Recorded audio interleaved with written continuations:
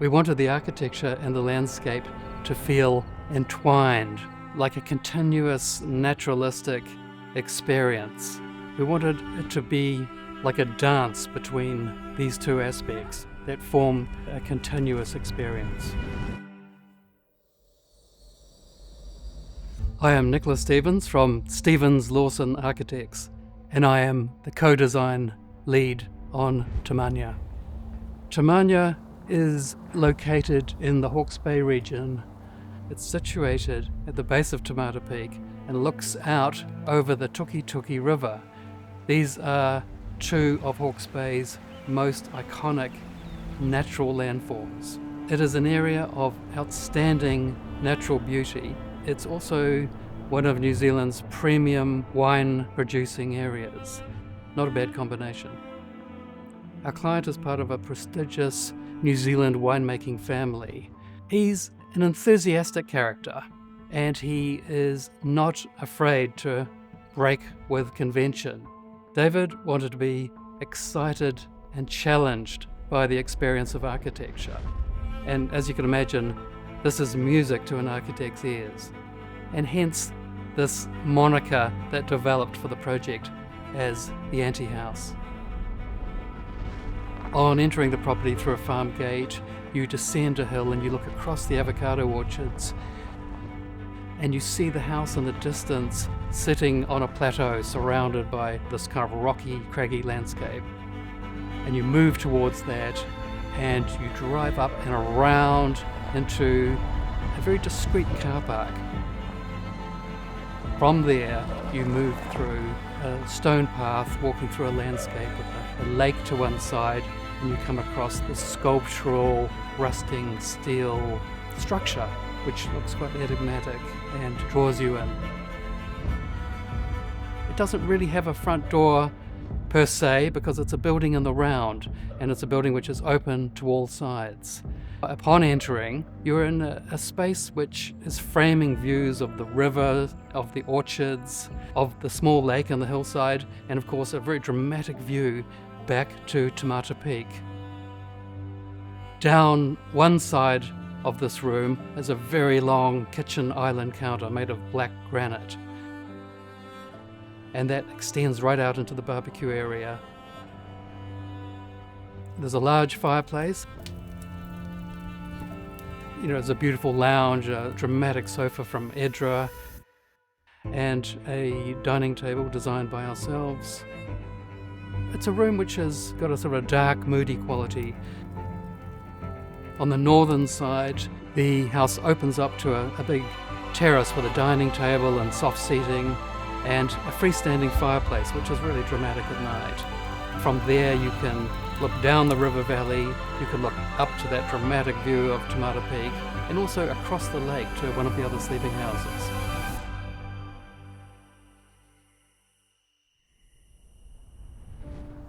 My favourite part of the house is where the ceiling folds up to take in the view of Te Mata Peak.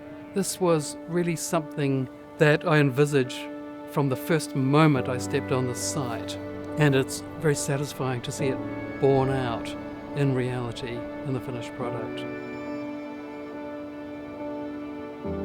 This sculptural steel building with these apertures carved out of it, and we wanted to use the most discreet, the most invisible, the slimmest sections for the glass sliding doors, and we use Vitroxa for this. One of the great benefits of Vitroxa is the way they can custom engineer their doors and windows for quite eccentric architectural uses. It really is quite remarkable. When the doors are in fact closed, they are barely visible. This is made even more pronounced by the fact that when they do open, they completely slide into pockets in the walls. The largest of these sliding doors is the one that frames the view of Te Mata Peak. They're 3.6 metre high doors of frameless glass. So this is a customized system that they have engineered for us. They are insanely heavy, but they glide absolutely perfectly.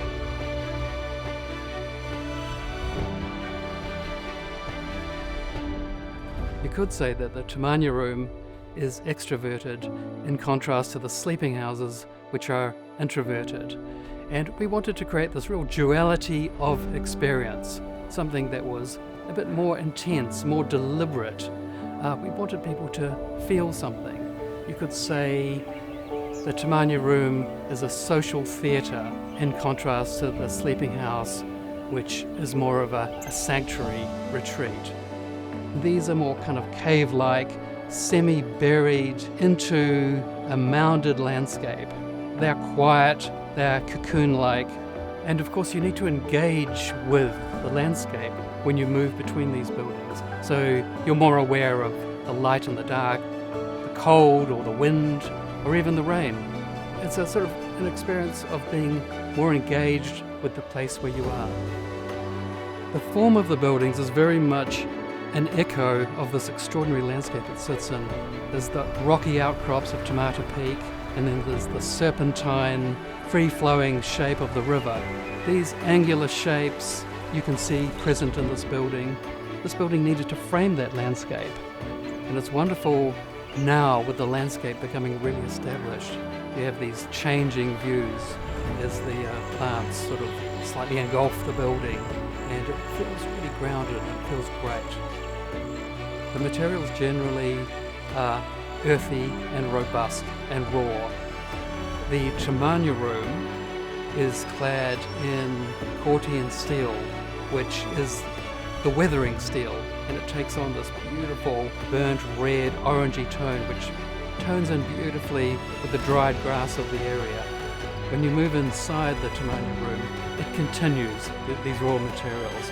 The walls are a waxed raw steel which has a sort of a dark sheen. It's quite atmospheric, let's say. The floors are in a natural slate, which feels like it grounds the building really well. The ceiling is made of spotted gum. It's timber slats, which have acoustic insulation behind, so the room has very beautiful acoustics. The sleeping house has a very different materiality. It's made of in situ cast concrete with a rough board pattern, which has a sort of certain kind of rustic, grunty kind of quality. And as you move inside, it has a softness. It's a pale oak lining to the bedrooms. That just gives a sort of a gentle softness for these spaces which are essentially quiet retreats. The tiles in the bathrooms are a mixture of white finger tiles and also a beautiful green finger tile. And we wanted to create something special in these rooms that are often overlooked. A bold colour, and in this case, sort of this mossy green, which gives the impression of a mossy green grotto that you're entering into. The Tamanya room is designed for socialising and entertaining. It's got this epic kitchen, and then hidden behind the walls is a commercial kitchen. This can be opened up to the main space with a smoky glass screen which descends from above. You can open all the doors up to the barbecue area, out to a big dining terrace and an outdoor fire. It's very much a house with fluid space. Therefore, it can be open during an event or a party here, but when there's fewer people here, it can be closed off and you can just use the main kitchen in the space itself.